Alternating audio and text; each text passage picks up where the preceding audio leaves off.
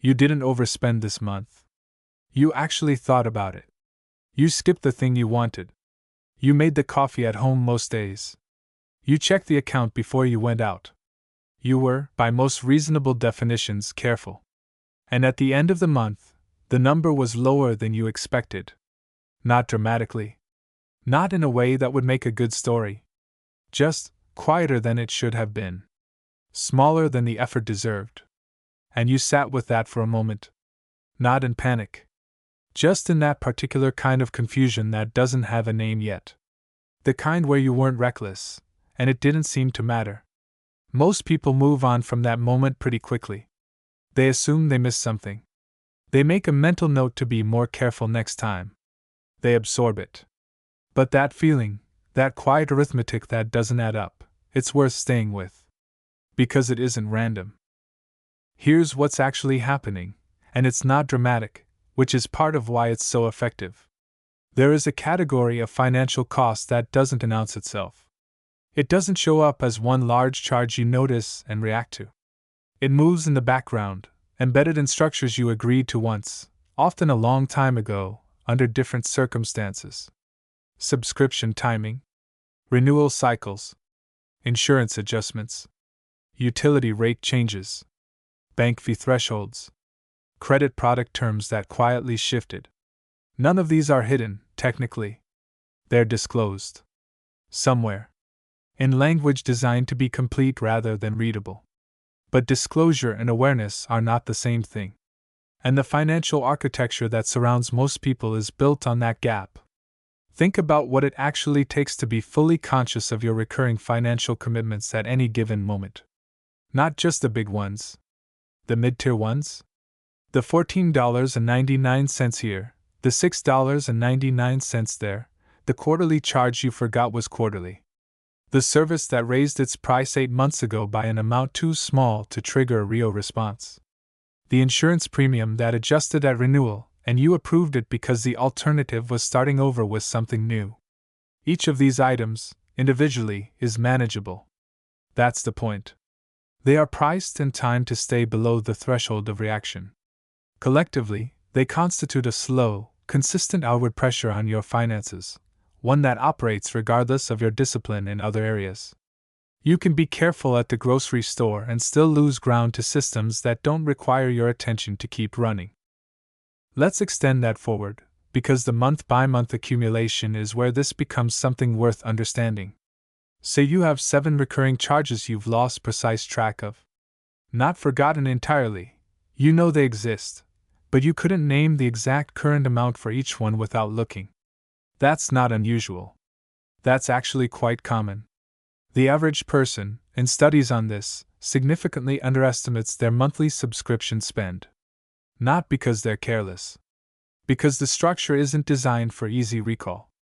If those 7 items have drifted upward by modest amounts over time, some through price increases, some through tier creep, some through unused add-ons, the gap between what you think you're spending and what you're actually spending might be $40, $60, $80 a month.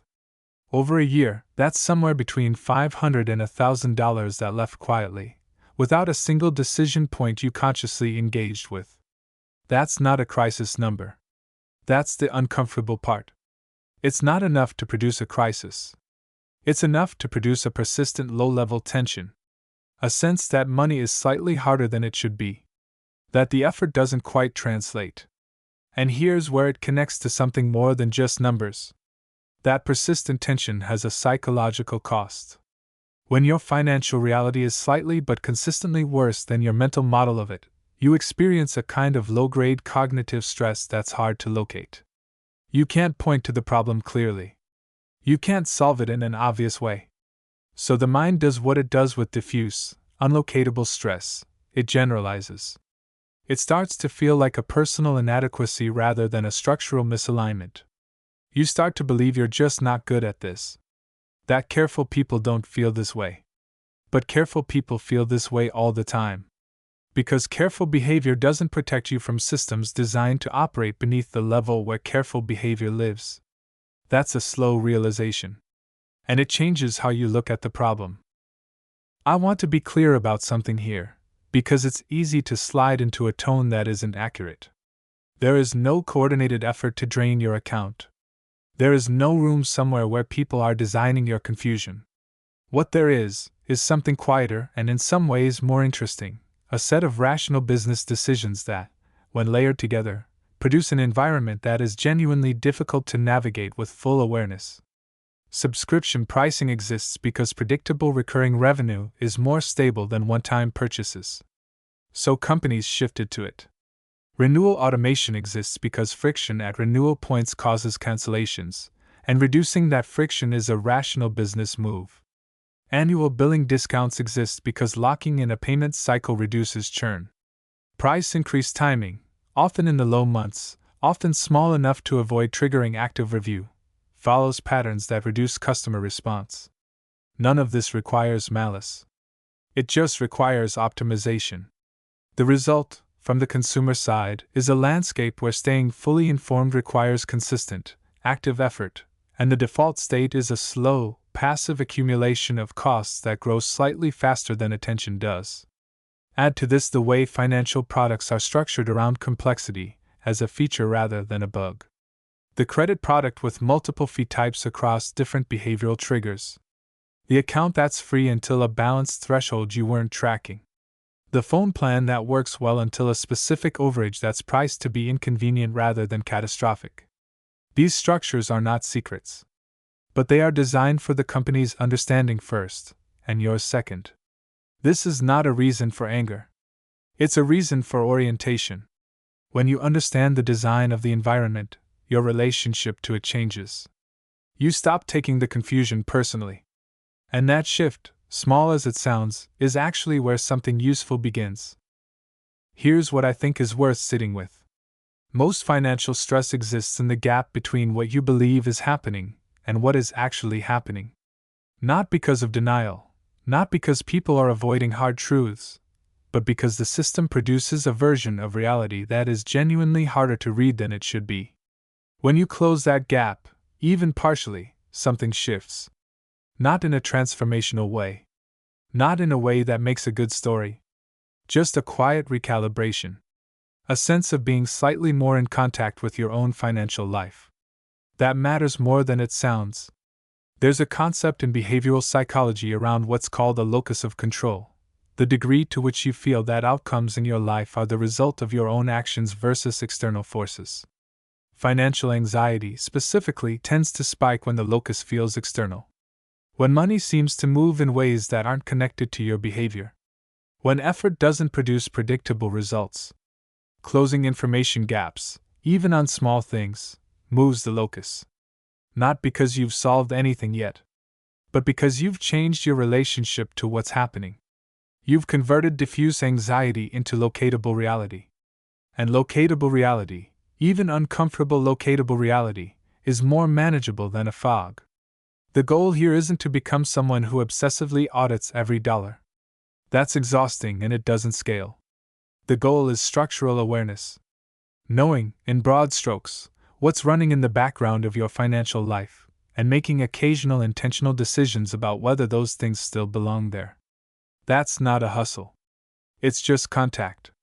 Being in contact with your own financial reality, at a reasonable level of detail, is what makes care actually translate into outcomes. So what does this look like practically, without turning it into a project? Once, maybe twice a year, it's worth doing something simple. Pull up your bank statement and your credit card statement from the last 30 days, and read through every recurring charge. Not to judge it. Just to make it visible. Name it. Know the current amount. Know the billing cycle. That's all. You will almost certainly find something you'd forgotten about. You may find something whose price has changed without your active awareness. You may find something that made sense when you signed up that doesn't make sense anymore. This is not a failure. It's just what happens when you're living a normal life inside a system that moves without you. For anything that's drifted, a service you use but whose price you'd accepted passively, it's worth knowing that contact is often effective. Not always.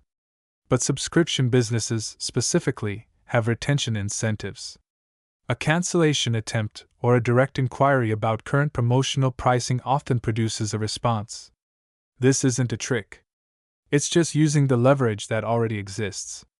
For insurance, loans, and banking products specifically, a short annual review, what is this costing me? Is there a current alternative worth considering? Takes 30 minutes and has asymmetric returns. Most of the time you find nothing. Occasionally you find something significant. The other piece is softer. It's about recalibrating your mental model to account for the drift mechanism. Instead of assuming your expenses are roughly what you remember them to be, assume they've grown slightly and work with that as your baseline. This isn't pessimism. It's just accurate modeling. The person who expects mild drift and checks for it occasionally is in a fundamentally different position than the person who's surprised by it every few months. Small adjustments, periodically repeated, in contact with reality. That's the whole structure. It doesn't require discipline in the dramatic sense. It requires a small amount of attention, applied consistently, toward knowing what's actually happening. You were careful. And you still paid. That's not a contradiction that means your care was wasted.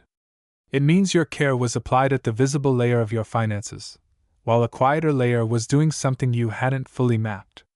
Now you've mapped it slightly more. Not completely.